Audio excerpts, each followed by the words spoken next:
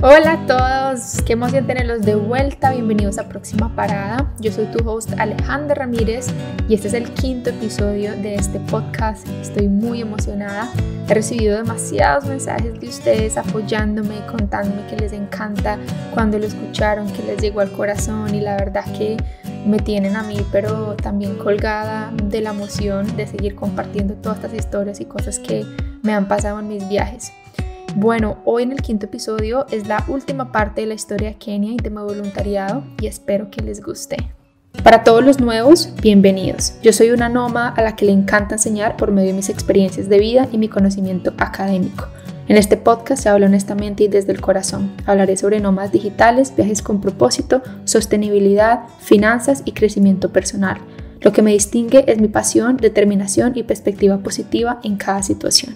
Si alguno de ustedes acabó de llegar a este podcast y no ha escuchado ni la parte 1 ni la parte 2 de Kenia, se lo recomiendo. O si no, no va a hacer mucho sentido escuchar todo lo que van a escuchar ahora. Y bueno, aquí empecemos. En el episodio anterior les conté un poquitico de los viajes en buses y de uno de los últimos voluntariados que estaba haciendo en Mombasa. Acá les va el resto de la historia. Ya estábamos en Mombasa, en nuestra nueva habitación, en el vecindario con nuestras camarotes, con las cientos de hormigas. Y bueno, ahí conocimos en nuestro primer día a otras 2 niñas que también estaban haciendo un voluntariado y iban a quedarse en la misma habitación con nosotras. Una canadiense de 29 años que se llamaba Erin y una australiana que se llamaba Amelia y tenía solo 18 años. Cada una de ellas estaba haciendo un voluntariado por tiempos diferentes y la verdad nos la llevamos muy bien. Ellas nos llevaron a Alejandra y a mí a mostrarnos el supermercado, los bancos, cajeros, la plaza de mercado y la playa. La playa. Yo no sé por qué, pero yo siempre he asimilado la playa con vacaciones y le tengo una conexión enorme al océano, me encanta. De alguna manera me sentía como culpable de estar haciendo un voluntariado al lado de la playa y tenía cierta tentación de ir y disfrutar del mar. Pero obviamente el objetivo de Mombasa era diferente. Lo único que sí sabía que quería hacer era montar en camello. Resulta que en Mombasa hay muchos camellos en la playa y la idea era poder montar en camello por la playa. Era prácticamente una cosa que tenía que hacer, que estaba en mi lista. La casa donde nos estábamos quedando era un poco lejos de todo y pues el método de transporte era caminar, en moto o en tuk-tuk, que es el taxi. Montar en moto es la opción más fácil, uno simplemente sacaba la mano y nada, cualquier persona le paraba, le pagaba a uno un par de centavos y lo llevaban a donde uno quisiera ir. El aspecto de seguridad era bastante incierto y pues cuando estábamos las 4 juntas, lo más económico y lo más seguro era irnos todas en tuk-tuk. En Mombasa también habían matatus, que son las minivans que les había contado antes, así que modo de transporte había sí o sí. Estar en esta nueva casa con 2 personas nuevas era bastante chévere para Alejandra y para mí porque era una experiencia nueva. Ya habíamos experimentado lo que era estar en Nairobi con el orfanato, luego con la tribu Gabra y ahora era un pueblo totalmente diferente. Bueno, no es ni tan pueblo, es una ciudad. Y bueno, la idea era conocer a los niños, ir a la escuela y empezar a mezclarnos un poquitico más, a entender cómo funcionaba esa parte de Kenia. Mi intención en Mombasa era hacer esta vez una ayuda sobre todo en la parte médica. Obviamente yo no tenía experiencia ni como enfermera ni como doctora, pero ya sabía cómo hacer el test del HIV, del VIH. Entonces lo que hice fue trabajar en una clínica, no en el hospital general. Esta clínica hacía visitas a sitios específicos para hacer estos exámenes, pero me dijeron que solamente me necesitaban unas 2 o 3 veces a la semana, ya que no hacían jornadas de análisis todos los días. Así que decidí repartir el tiempo que me quedaba con el orfanato donde Ale iba a hacer su voluntariado. Esta vez no estábamos haciendo lo mismo las 2 juntas, sino que ella estaba trabajando en otra escuela y yo quería enfocarme en el tema del SIDA. Pero con el tiempo extra que tenía, pues, ¿por qué no igual hacer el otro trabajo? Cuando por fin fuimos a conocer el orfanato se llamaba Born Again y tenía más o menos 53 huérfanos. Las edades variaban entre 8, no sé, hasta los 30 años más o menos. No era un orfanato religioso a comparación del de Nairobi y pues todo empezó con una labor social de una señora local que repartía diariamente comida a los niños de la calle. Después de muchísimos años entre la comunidad, empresas y también otros voluntarios, decidieron abrir el orfanato y ahí es donde los niños viven prácticamente y les dan clases. Es como una escuela también. Cuando la señora empezó solamente con 10 niños y ahora tienen 53 huérfanos. Y las clases que dan ahí son clases básicas de Kinder 1, Kinder 2, Kinder 3 y primero de primaria. El resto de los niños que ya son mayores y necesitan ir al colegio, pues tienen que ir al colegio. No pueden estar en el orfanato porque no tienen cómo educarlos. Parte del trabajo que teníamos que hacer en este orfanato eran los oficios varios. Normalmente entrábamos a eso de las 9 de la mañana. Ellos eran muy flexibles con el tiempo y empezábamos lavando ropa o lavando los tendidos de la cama. Obviamente todo se lava a mano y todo el mundo ayuda. Era bastante hasta divertido, la verdad. Hacíamos filas de, 4 o 5 personas y nos repartíamos entre una restregaba, la otra lavaba, la otra jugaba y bueno, la otra secaba lo que estuviéramos lavando y lo ponía en la parte de afuera. También teníamos que barrer, trapear, ayudar con la cocina y después de terminar todas las labores la idea era o dar clases o jugar con los niños. Como los voluntarios normalmente no estaban por tiempos tan largos, no dejaban que los voluntarios dieran clases continuas, pues porque obviamente interrumpían la educación de los niños, pero sí a veces nos dejaban entrar a los salones y dar clases específicas como opciones o bonos de alguna manera. Yo alcancé a dar matemáticas y arte. A diferencia de los otros, este trabajo era un poco más tranquilo. Teníamos la tarde libre, más o menos después de las 3 de la tarde ya no teníamos que hacer nada más. Y por eso es que yo había decidido ayudar en la clínica en las tardes, noches, si ellos me necesitaban. Habían días donde igual caminaba hasta la clínica y no había nadie y habían días donde estaba lleno de gente para atender.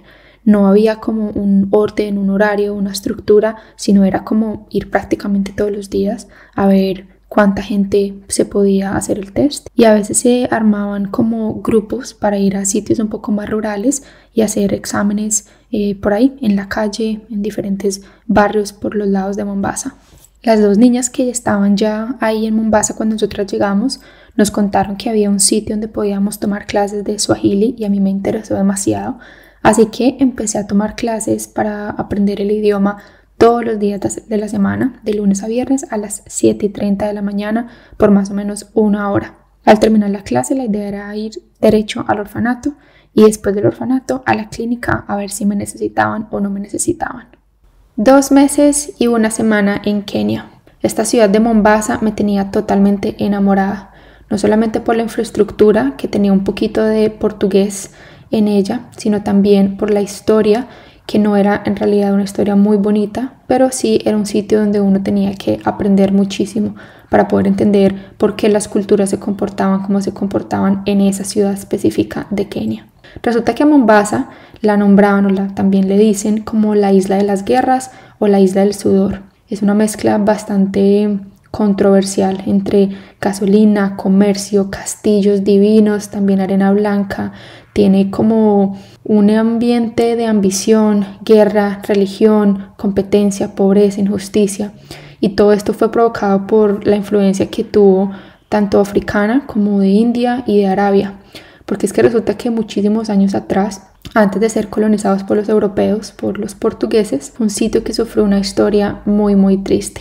Mombasa fue colonizada en 1498 por los portugueses, como a finales del siglo XV más o menos, hasta el siglo XVII. Después llegaron los omaníes, intentaron como apoderarse de todas las tierras y en ese intento de colonización Mombasa pasó a manos de los ingleses en 1870. Resulta que la palabra Swahili, que es el idioma de la mayoría de los países del este de África, significa en árabe de la costa.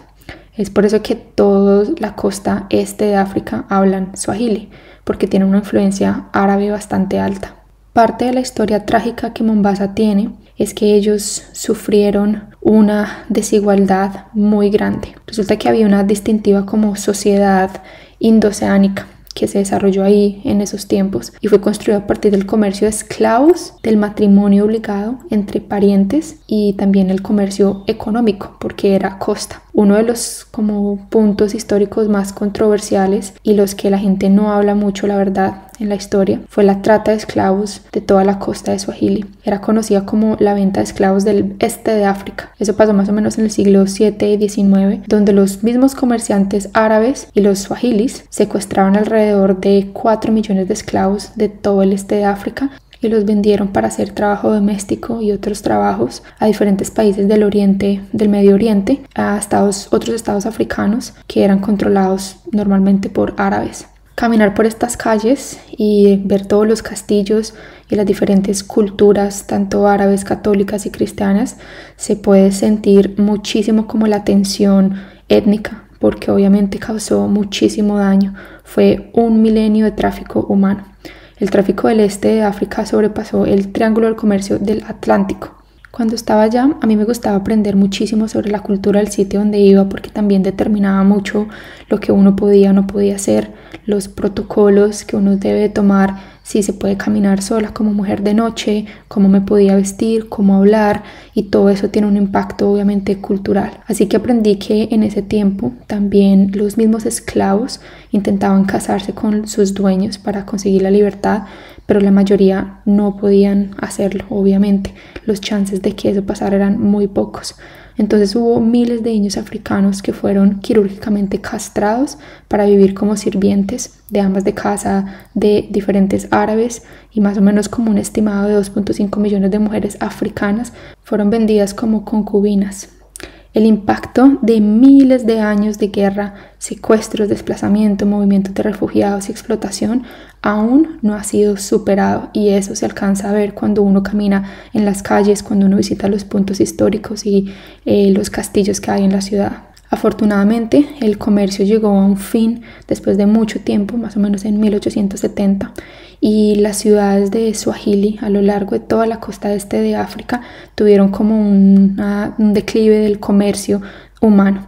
Pero la venta de esclavos continuó hasta más o menos finales de 1960, cuando la esclavitud fue declarada ilegal en Omán. Dios, saqué la teacher que tengo adentro con esa clase de historia. Perdón. Sino que a veces, la verdad, siento que es demasiado importante también contar el contexto histórico de un país, y yo cada vez que viajo es lo primero que intento aprender. Esa es la diferencia entre ser un turista a ser en realidad un ciudadano global. Bueno, ya continuando con mis aventuras en Mombasa, una de las cosas que más me impactó en esas semanas que estuve trabajando, sobre todo en la clínica, cuando hacía examen del VIH, era entender que el VIH y el SIDA no son lo mismo. Yo creo que muchas personas no entienden la diferencia entre estas dos. El VIH es el causante del SIDA, y el SIDA significa síndrome de inmunodeficiencia y adquirida. El SIDA es la etapa más avanzada de la infección con el VIH, que es el virus que causa que una persona desarrolle SIDA eventualmente. No sé si es confuso, pero a lo que voy es que muchas de estas personas, por ejemplo los niños, pueden nacer con VIH por medio de sus madres, pero solamente a través del tiempo pueden desarrollar SIDA. Cuando yo trabajaba en la clínica me explicaban todo esto, porque resulta que hay diferentes tratamientos para cada enfermedad de transmisión sexual y todos tienen síntomas diferentes. Para mí todo este mundo era bastante nuevo. Yo tenía que tener el conocimiento básico para comunicárselo a las personas. Antes de yo empezar a hacer cualquier test, yo tenía que hacerme la prueba, obviamente. Y yo me acuerdo que cada vez que me la hacía con susto. No porque pensara que pudiera ser positiva por estar con alguien, porque obviamente no era el caso, pero yo sí estaba constantemente expuesta. Así que esa sensación de pincharse el dedo, recoger la sangre, dividirla en el tubito de ensayo, esperar 7 minutos, puede llegar a ser un poco eterno, pero cada vez que salía negativo, obviamente para mí era un alivio enorme. Las comunidades donde se iba a hacer los exámenes de VIH por Mombasa eran un poco más rurales, así que no se hablaba mucho inglés. Tuve que aprender como lo básico de Swahili, por lo menos para explicar cómo funcionaba la prueba.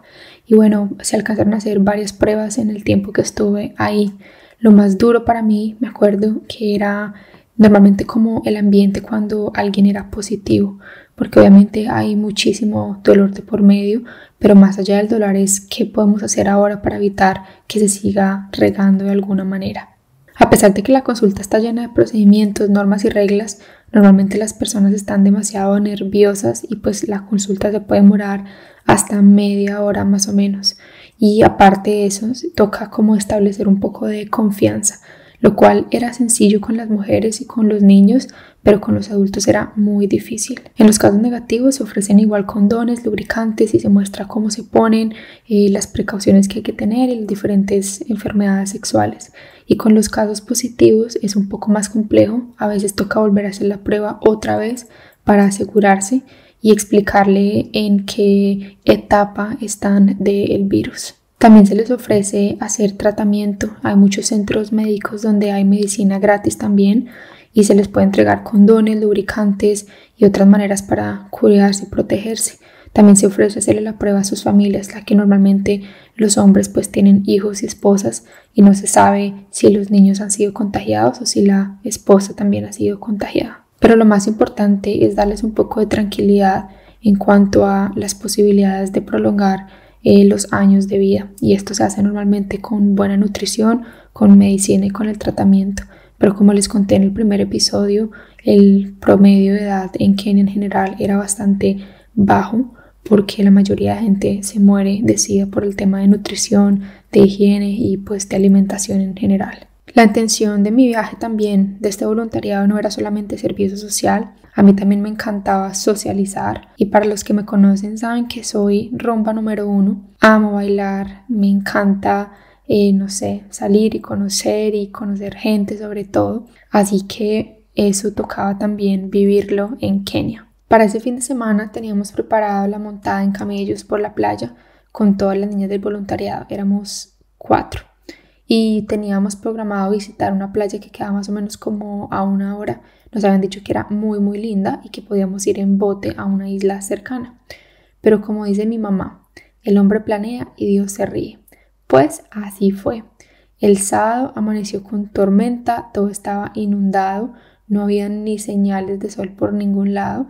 Así que pues ni modo, tocó sacarle lo bonito al día gris. Esa es como mi metodología de vida también. Entonces tocaba hacer día de la tonería y pintura. Con las niñas nos echamos tratamiento en el pelo, con una bolsa de plástico amarrada en la cabeza. Nos hicimos mascarilla en la cara, pedicure, manicure, cejas. Comimos galletas Oreo con leche condensada. Y también hicimos una cena entre las 4. Terminó siendo un día de niñas. Y pues nada, como ya estábamos todas arregladas y emperijolladas, decidimos salir a un bar local. Era la primera vez que yo salía medio a rumbear. Cuando llegamos a este bar conocimos unos locales y pues yo siempre me salvo porque creo que no les había contado, pero yo me había comprado como un anillo de compromiso y yo tuve ese anillo puesto todo el tiempo que estuve en Kenia y al que me preguntara, yo estaba felizmente casada con Mr. Trompas. Y en realidad la rumba en Kenia es muy sabrosa, la gente baila muy rico y nada, la pasamos brutal esa noche, pero no puede ser tan tarde por temas de seguridad, así que yo me volví a la casita con Jenny y creo que Amelia también, pero Eirin se quedó allá. Ya llevábamos un par de semanas mucho más tranquilas en Mombasa, el trabajo estaba bien, los niños, el orfanato, aprendiendo, conociendo, todo estaba súper bien. Había llegado también esa semana una niña nueva a hacer el voluntariado de Estados Unidos, tenía 20 años más o menos, se llamaba Katie y pues la idea de ella era estar por más o menos 3 o 4 semanas. Ella era una estudiante de enfermería y parte de su estudio, de su carrera, le pedían que hiciera como un servicio social, una labor social. Así que ella decidió irse a Kenia a hacer la parte médica. 25 de mayo del 2012.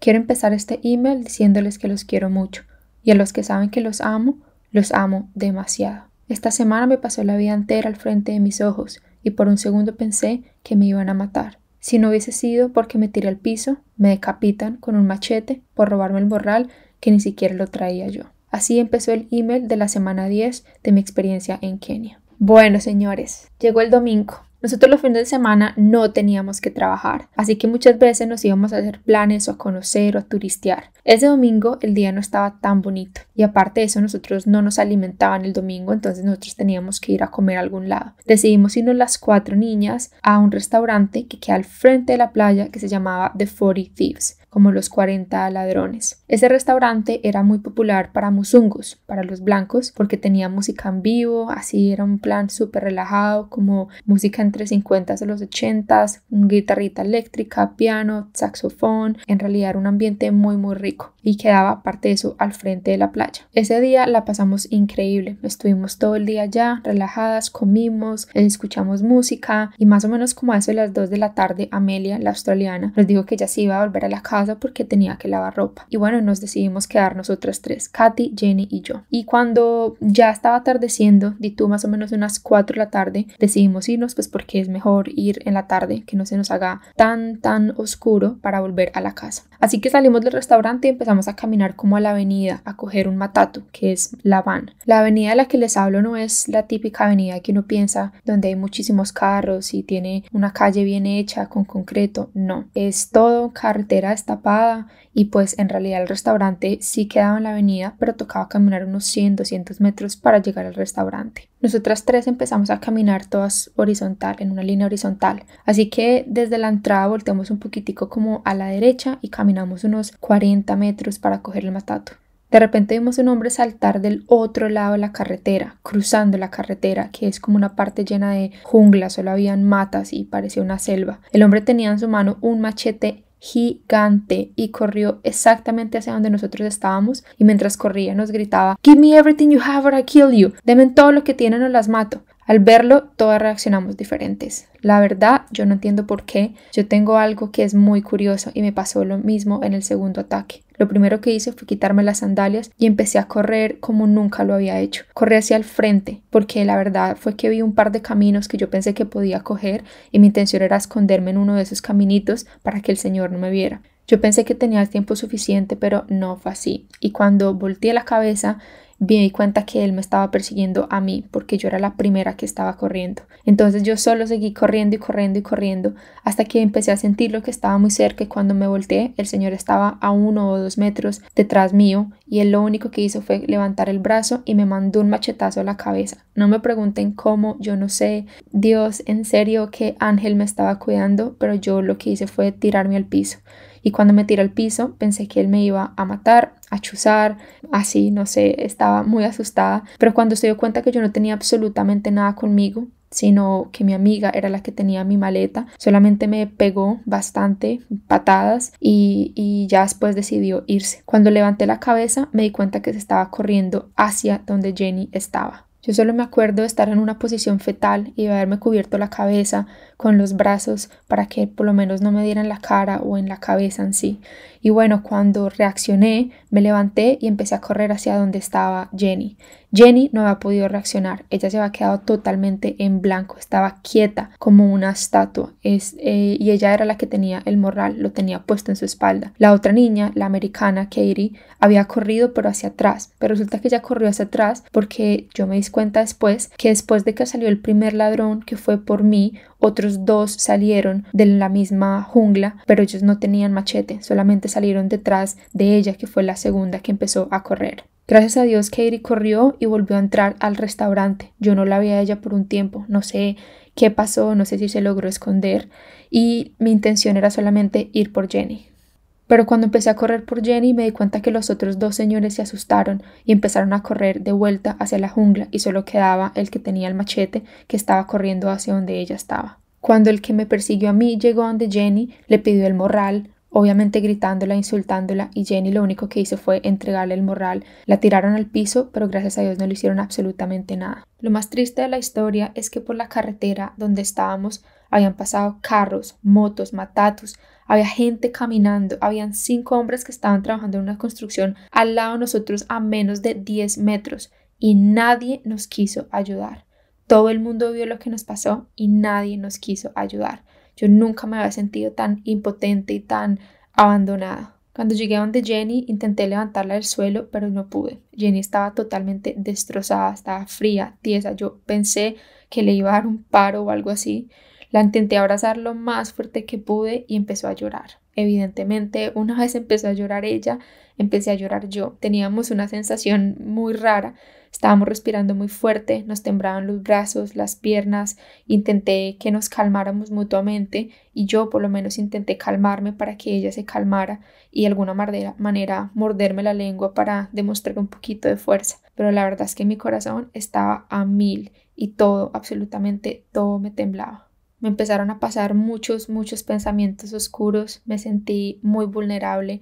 Yo solamente pensaba, ¿y si me hubiera matado? ¿Cómo se iban a enterar mis papás? En el medio de la nada. ¿Quién me puede rescatar? ¿Qué hubiera sido de mi cuerpo? Todo lo que ustedes no se pueden imaginar, yo lo pensé en esos minuticos. Unos 15 minutos pasaron y llegó Katie, la niña que había salido corriendo de vuelta al bar. Llegó con un carro y con el dueño del bar. No sabíamos si ella le habían hecho algo, la verdad. Estábamos un poquito a la expectativa de qué había pasado con ella, pero fue un alivio enorme verla y ver que había traído ayuda. El dueño nos montó en el carro y nos llevó de vuelta al bar. Allá nos dio agua mientras sus guardias se fueron a buscar a los ladrones, pero obviamente los ladrones ya se habían desaparecido. Estando ya en el bar, las tres parecíamos un mar de lágrimas porque nos sentíamos demasiado mal con todo lo que había pasado. A mí no se me salía de la cabeza la imagen del machete en mi cabeza, el señor con esos ojos de drogadicto, totalmente llevado. Tenía ojos grandes, rojos, oscuros, y alguna vez empecé a preguntar si es que de pronto estaban las drogas, que estoy casi segura que sí. Lo curioso es que también me pasó un pensamiento muy extraño, que a lo mejor solo me pasó porque sabía las condiciones de Kenia, donde yo pensaba, ¿por qué estaría pasando ese señor para llegar a la desesperación de tomar acciones como estas, de querer robar y matar a alguien? Debió haber estado muy necesitado, tanto de dinero, de drogas o de su familia, no sé. En realidad nadie sabe la realidad de nadie. El dueño del restaurante luego nos llevó a la estación de policía porque teníamos que declarar y reportar lo que había pasado.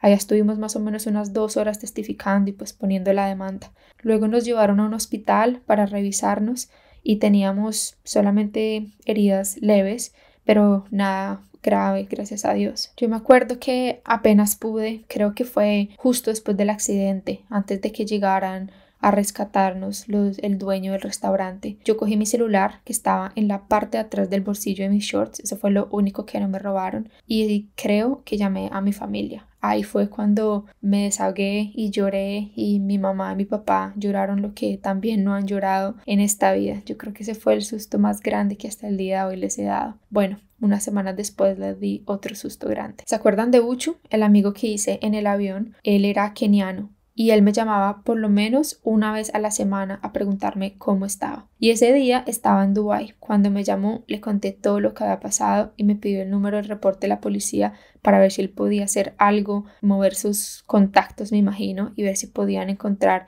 algunas de las cosas que nos habían robado. A los 10 minutos me llamó y me dijo que había hablado con la policía y que le habían explicado todo. Aparentemente ya sabían quiénes eran los ladrones, ya sabían que después de unas 2 o 3 semanas vendían todo lo que le robaban a nosotros, a los blancos, a los muzungos, en una calle muy peligrosa en Mombasa, y me dijo que la policía iba a mantenerse en contacto con él a ver si las cosas que nos habían robado las vendían en el mercado negro después para poderlas comprar de nuevo. Pero para ese entonces a mí en realidad ya no me importaba absolutamente nada y no quería tener que lidiar con mercado negro ni con nada de lo que me pusieran al frente. Uchu no solamente se quedó ahí, estaba desesperado con lo que nos había pasado, y en la noche, poco más tarde, recibí una llamada de un teléfono local ahí de Nairobi. Era un señor que se llamaba Rafael Bajares y empezó así como, coño, que te asaltaron y que casi te matan con machete. Y yo, ¿quién es este? ¿Y este por qué me está hablando español? Pues resulta que Uchu tenía un amigo piloto que vivía en Nairobi y él era un venezolano. Rafa me dijo que si necesitaba dinero, que él nos podía transferir por Western Union, que si necesitábamos transportes a Nairobi, hotel, y fue demasiado atento. Yo obviamente le di todas las gracias,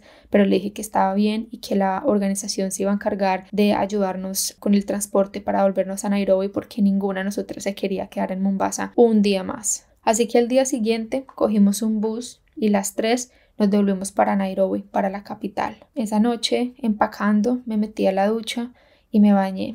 Y yo me acuerdo que yo lo único que hacía en esa ducha era llorar y llorar y llorar y pensar en todo lo que tenía que vivir, en todo lo que me faltaba por hacer en mi vida.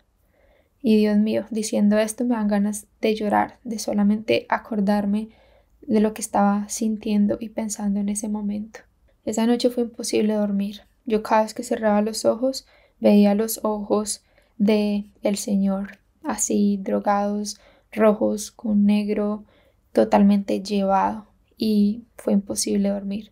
Así que les propuse a las niñas que jugáramos cartas para pasar la noche y estuvimos jugando hasta las 6 de la mañana, hasta que ya teníamos que coger el bus. Pero antes de coger el bus pasamos al orfanato a despedirnos de los niños, a contarles a las profesoras lo que había pasado. Y era muy triste porque ya nos decían, perdón, no todos somos así, no toda la gente quiere hacer daño y nosotras éramos conscientes de eso, pero ninguna de las tres quería quedarse más ahí. De regreso a Nairobi ya las cosas no eran lo mismo. Yo me sentía muchísimo más insegura, me daba miedo caminar en las calles así fuera de día. Así que bueno, todas tomamos decisiones diferentes. Katie decidió recortar un poco su estadía y conseguir el tiquete más rápido para devolverse a Estados Unidos. Jenny decidió irse a una casa de unas monjas donde su prima estaba por un tiempo ahí en Nairobi. Y yo decidí quedarme y continuar con mi voluntariado. Pues todavía me quedaban unas semanas y no quería devolverme por lo que me había pasado. Sentía que todavía tenía que terminar el propósito y por lo que había ido a Kenia. Así que me quedé en un sitio que se llama la Casa de los Voluntarios. Les hagan de cuenta un hostal para voluntarios, pero se hace parte de la organización. Habían muchísimos voluntarios. Yo creo que cabíamos más o menos de 15 a 18 voluntarios en esa casa. La hermana Betsa fue a recoger a Jenny. Yo me acuerdo que cuando nos despedimos fue bastante nostálgico porque vivimos muchas cosas juntas en Kenia y obviamente lloramos. Y me acuerdo que Jenny me dijo que si no es por un machete no me va a llorar nunca en su vida. Y yo en realidad creo que es porque ella nunca se dio cuenta que yo lloraba en silencio en mi cama. Creo que eso es algo que yo también superé en Kenia. El aprender a expresarme mucho más y al dejar mostrar mis sentimientos. Siempre toda la vida he sido muy fuerte y así me ha funcionado. He sido fuerte para mi familia, he sido fuerte para mí. Yo creo que desde que mi mejor amiga Laura se murió es una actitud que yo siempre tomé de fortaleza. No porque no me gustara llorar o porque me diera pena, sino porque siempre he sentido que yo quiero y tengo que cuidar de los demás. Así que retomé a mi labor de trabajo en la clínica y en el orfanato. Y ya esas últimas semanas que tenía eran más que todo 3 días y 3 días. Trabajaba en la clínica, iba a hacer las jornadas de salud y después iba al orfanato a estar con los niños y ayudar con todos los quehaceres del día a día. Las semanas siguieron pasando y yo seguí trabajando común y corriente. Obviamente les confieso que tenía muchísimo miedo. Yo diría que todos los días. Me volví mucho más cuidadosa en para dónde iba, con quién iba, a qué horas iba, pero pues eso no me podía limitar tampoco a hacer mi trabajo como voluntaria. Me acuerdo muchísimo que hicimos bastantes jornadas de salud sobre el VIH y íbamos a hacer visitas familiares en unos barrios muy pobres alrededor de Nairobi. Llevamos siempre unas 200 pruebas y en menos de 3 horas las usábamos todas. A veces nos pasaba que veían que teníamos el morral del test cuando caminábamos por la calle y simplemente nos paraban y nosotros teníamos que sacar las cositas ahí en plena calle y hacerle el examen a la gente que nos pedía que les hiciéramos el examen. En esas últimas semanas también hice parte de un proyecto muy lindo de ayuda en uno de los barrios más pobres, si no el más pobre en realidad, que se llama Kibera Slum. Y me acuerdo que un día de la semana, en la mañana, fuimos a hacer una visita. Resulta que habíamos recolectado un dinero entre varios amigos, varios voluntarios, para hacer unas entregas de comida, sobre todo, y repartírselas a unas 10 familias, que eso no es nada. Igual para ellos es mucho porque cada una de estas 10 familias, en cada casa viven más o menos de 7 a 15 personas. Resulta que el barrio que les cuento, el Kibera Slum, es el barrio más pobre de África y es el segundo más pobre del mundo. Se calcula que hay más o menos 1.7 millones a 3 millones de habitantes en este barrio y 4 de cada 5 personas están desempleados. El 60% de la población tiene VIH y se considera uno de los barrios con más violencia, enfermedades y drogadicción. Caminar por ahí ni les cuento. Se siente como en una película de terror, pero a la vez una película de amor, porque hay muchos niños felices, hay muchas mujeres emprendedoras, pero también se siente el peligro por las calles. Algunos datos curiosos y un poco tristes para que tengan como una magnitud de este sitio, del barrio de Kibera. Es más o menos del tamaño de Central Park y con $200 se podría alimentar un niño al año en ese barrio en Kibera. El 70% de la población de la gente de Kibera son niños y aproximadamente el 50% de esos niños son huérfanos. Como podrán darse cuenta, es una realidad bastante dura que continúa hasta el día de hoy, desafortunadamente. Pero hay mucha gente y muchas organizaciones ayudando también. Entonces la relación que nosotros tuvimos con Kibera fue bastante grande. Yo porque no hice mi voluntariado ahí todo el tiempo, pero muchos de los otros voluntarios estuvieron trabajando todo el tiempo ahí. Es el caso de Nick, un australiano que yo conocí cuando estaba ya en Kenia. Y Nick también hace parte de esta última historia, que fue el último robo que nos hicieron antes de yo despedirme de Kenia. Aquí les va la última experiencia en este país. Últimos 2 días en Kenia. Yo no podía, la verdad, creerlo. Sentía que el tiempo se me había pasado muy rápido y estaba 100% segura de que había una Alejandra antes y un después de Kenia. La verdad que esos 2 días hice varias cositas, sobre todo despedirme de la gente. El lunes muy temprano, me iba el miércoles, pero el lunes muy temprano fui a la clínica, ya que era obviamente el último día de trabajo. Llevé chocolates a las enfermeras, a cada miembro de la clínica como agradecimiento. Y pues nada, abrazos y besos, porque como buena latina yo soy de abrazo y beso para todo el mundo. Y ese último día no teníamos ningún viaje o trayecto programado para hacer exámenes, simplemente íbamos a trabajar en la clínica a la gente que fuera a la clínica a hacerse el examen. Así que luego de trabajar casi todo el día, en la tarde fui al orfanato porque quería despedirme de Clara, de las bebés, de las hermanas. Y bueno, abrazo y beso para todo el mundo. Cuando llegué al orfanato casi me muero cuando vi a todos los bebés. No, mi cabeza, el pensar que no los iba a volver a ver, que esta etapa de mi vida había acabado, que no sabía cuándo iba a volver a Kenia, me dolía demasiado y hasta el día de hoy me duele porque no he vuelto. Así que aproveché las horitas que tenía con ellos. Estuve sobre todo con Clara, que era como mi bebé. Le di tetero, jugué, cambié pañal y wow, yo siento que ahí fue cuando yo decía, Dios, yo creo que sí tengo que ser mamá algún día porque este sentimiento es demasiado lindo, y eso que obviamente no era mi bebé. Definitivamente trabajar con niños a mí siempre me ha confirmado mi amor por los niños y por los bebés. Espero en algún punto tenerlos. Eso digo ahora. Puede que mañana o en 15 minutos diga no, gracias, yo no quiero tener bebés. Yo creo que ese tema de tener hijos para mí cambia diariamente. Entonces, no sé. Pero bueno, me despedí de todos los niños. Y el lunes en la noche llegué a la casa del voluntario a empacar la maleta, a dejar regalos. La verdad, dejé casi que todo lo que yo tenía. Todo lo doné. Doné mi ropa, doné todo. El 80% por ahí lo dejé. El martes ya era mi último día en Kenia y tenía una mezcla de sentimientos horrible. Todos salieron a trabajar temprano, pero yo no tenía que trabajar. Entonces me quedé con Nick. Y con Nick decidimos como ir a comer y a terminar de empacar y bueno, como quemar un poco de tiempo. En la tarde ya decidimos salir y salimos todos, un grupo de voluntarios y yo, hacia Junction. Junction es como un centro comercial como para blancos. No es solamente para blancos, pero así lo determinaban. Era famoso para musungus. Éramos unos 20 voluntarios en total. No solo voluntarios, también habían muchos de los locales que trabajan en la organización y que al final nos volvimos todos amigos. Fuimos a un restaurante que se llamaba Art Coffee. El restaurante tiene un ambiente así como medio latino, salsa con boleros, música de fondo y era una delicia, la verdad.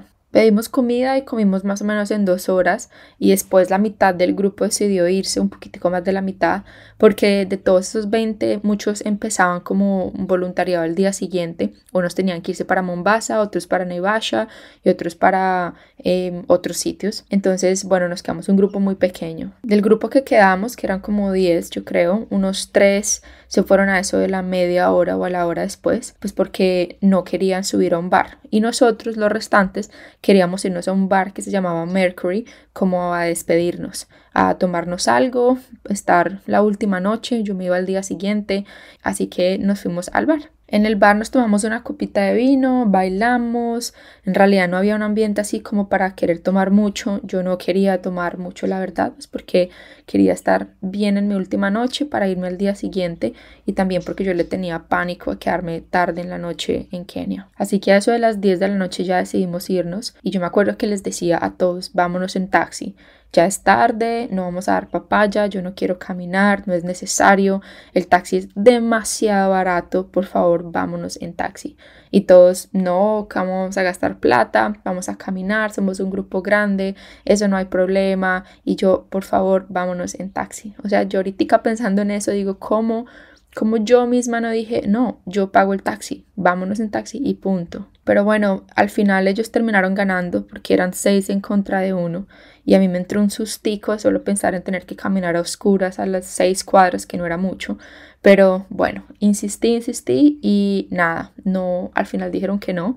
Yo me acuerdo de haberles dicho que yo tenía un mal presentimiento, que tenía que entender que lo que ya me había pasado a mí me había dejado bastante paniqueada y que yo no quería que me volvieran a robar, yo no quería tener que volver a pasar por algo así. El único que me apoyó fue Nick. Nick dijo como no, vámonos en taxi si quieres, yo no tengo ningún problema. Pero bueno, al final no lo hicimos y empezamos a caminar. Y no lo hicimos porque todas eran niñas y el único hombre que había era Nick. Entonces las niñas dijeron como no, pues vámonos todos y que Nick está aquí también y somos un grupo grande. Empezamos a caminar y íbamos todos de a 2 en 2 porque éramos 7. Y al final estaba yo era la número 7 que estaba en la parte de atrás. Así que empezamos a caminar por la avenida, pero teníamos que meternos como por un callejón o un camino hacia la derecha y caminar ahí unas 6 cuadras que estaba la casa. El camino estaba totalmente oscuro, yo estaba fría y me temblaban las piernas del miedo y pues un carro empezó a manejar al lado de nosotros, se acercó y literal manejaba a la velocidad que nosotros estábamos caminando, o sea, iba muy lento. Empezó a ir al ritmo que nosotros caminábamos. Nick se acercó al carro y le preguntó que si tenía algún problema. Nadie se bajó, nadie bajó la ventana, nadie respondió. Simplemente no podíamos ver quiénes eran o por qué, porque estaba muy oscuro. Y Nick les pidió que se fueran, pues porque nos estaban asustando, que no queríamos ningún problema. Y el carro se fue. Yo les dije de una vez, nos van a robar. Nos van a robar.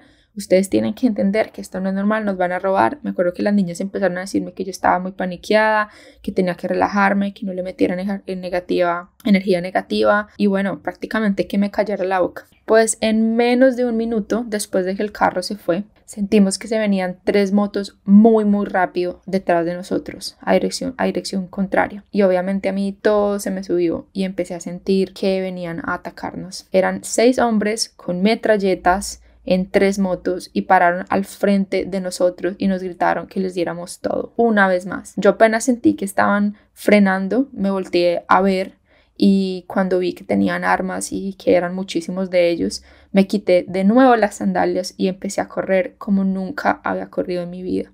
Solo que esta vez estaba caminando hacia ellos. Ellos estaban viniendo como a nuestras espaldas y yo me volteé, los vi y empecé a correr. Corrí casi como 1 kilómetro hasta llegar de nuevo a la avenida, la cual la crucé sin ni siquiera mirar si habían carros para lado y lado. Gracias a Dios nadie me atropelló y por mi cabeza solo pasaba la imagen de un tiro por mi espalda o una moto persiguiéndome. Y cuando llegué a la avenida me tiré al piso detrás de unas piedras a intentar esconderme.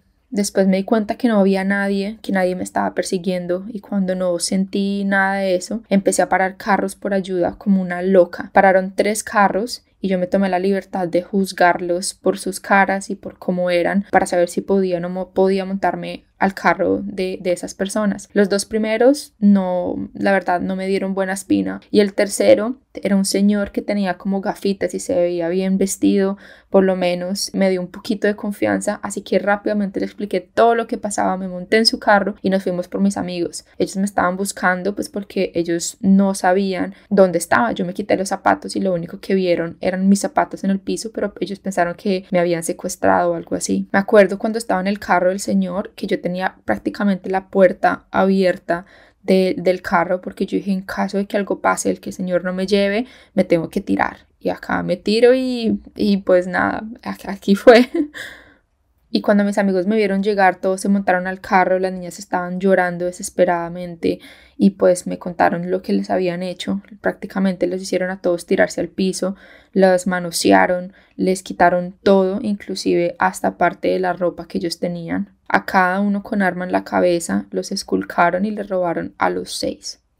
Llegamos a la casa, el señor que nos había llevado llamó a la policía y nuestras mamás, pues las señoras que estaban encargadas de la casa, salieron con los demás voluntarios a intentar calmar a las niñas sobre todo. Yo tenía muchas ganas de llorar y tenía rabia porque yo sabía que esto se podía haber evitado. Yo empecé a gritar, pero era de la rabia de haberles dicho que esto no lo teníamos que haber vivido. De un momento a otro empecé a sentirme muy mal. todo borroso, blanco, y me desmayé. Me caí al piso y me desmayé por unos 15 a 20 minutos. Yo no me acuerdo absolutamente nada. Cuando empecé medio a abrir los ojos, me di cuenta que Nick me tenía como en sus piernas y yo estaba acostada ahí pues porque me había ido todo ese tiempo y no habían podido levantarme. Yo siento que ahí fue cuando mi cuerpo ya dijo, ya estás en un sitio seguro, ya puedes morir. Me acuerdo que me habían dado agua, que me intentaban hablar, como sacudirme, pero yo no reaccionaba.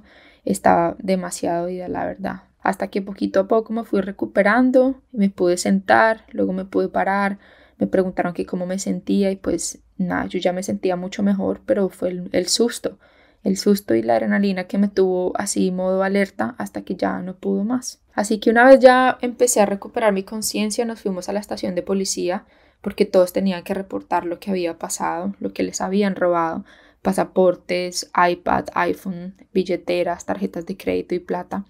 Yo seguía medio mareada y un poquito fría, pero esa noche evidentemente no pudimos dormir, así que nos quedamos jugando cartas en la sala y haciéndonos compañía. A eso de las 4 de la mañana yo me metí a bañar porque el taxi de confianza iba por mí a las 5 de la mañana para llevarme a la casa de las hermanas, donde estaba Jenny, porque me iba a despedir de ellas y de ahí ya me iba para el aeropuerto. Me despedí de Jenny con lágrimas en los ojos y de las hermanas.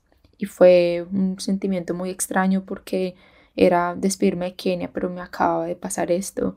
Y a la vez era como una nostalgia, tristeza y felicidad. Y bueno, mi cabeza estaba un poco confusa, la verdad. Llegué al aeropuerto y me recibieron con un letrero que decía vuelo EK422 cancelado.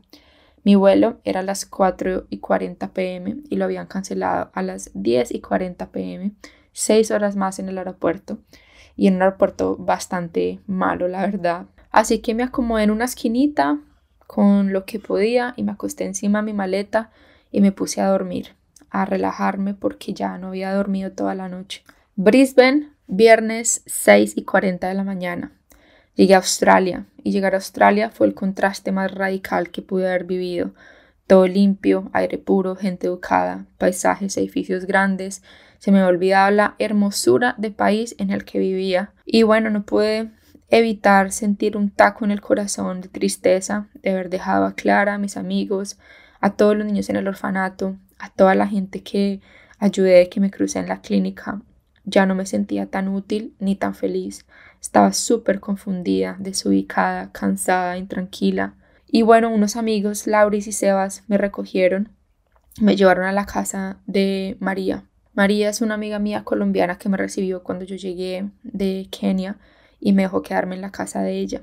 Y después de quedarme en la casa de ella un tiempo, me volví a quedar en la casa de Lauris y Sebas hasta que decidí irme a vivir a Melbourne después. Termino con un párrafo que fue el último párrafo del último email que le envié a mi familia de esta aventura.